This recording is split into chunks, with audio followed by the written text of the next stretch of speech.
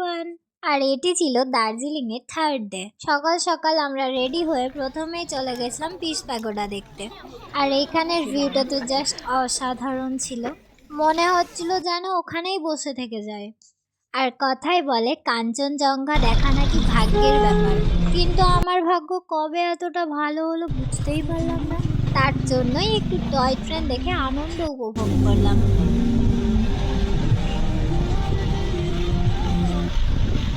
2000 years later. Toy train দেখতে দেখতে next আমরা পৌঁছে গেছিলাম জু।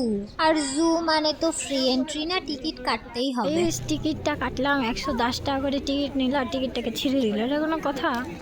তবে আমরা বেশ কিছু সাইট সিন মিস করেছি রাস্তা বন্ধ থাকার সেলফি কারণে। নিতে হবে, সেলফি নেওয়াটা শিখিয়ে দিচ্ছে।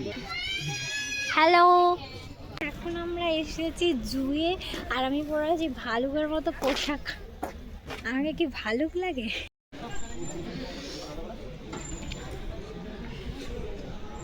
তো এখানে ছিল বিভিন্ন ধরনের অ্যাক্টিভিটিস। এই অ্যাক্টিভিটিসগুলোতে পার্টিসিপেট করার আমারও প্রচুর ইচ্ছে, কিন্তু আমি এখনো পর্যন্ত কিছুই করতে পারিনি।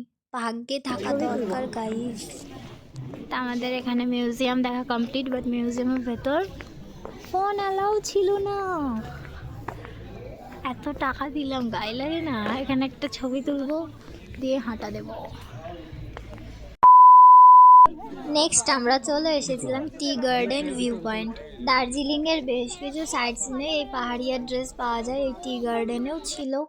আর আমি আগেও বলেছি, এখনো বলবো, পাহাড় মানে জাস্ট নাইস ভিউ।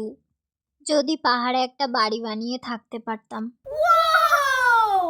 ওহো, আমি তো ভুলেই গেছিলাম আমি এখনো অত বড় লোক হয়নি। এই যে এখানে একটা ফুল আছে। সব দেখা কমপ্লিট করে চলে যাই বাঙালি রেস্টুরেন্টে খেতে। আর এইভাবেই সেই দিনটা কেটে যায়। তো দেখা হচ্ছে নেক্সট ব্লগে। সবাই like, comment, share and subscribe করে দিও।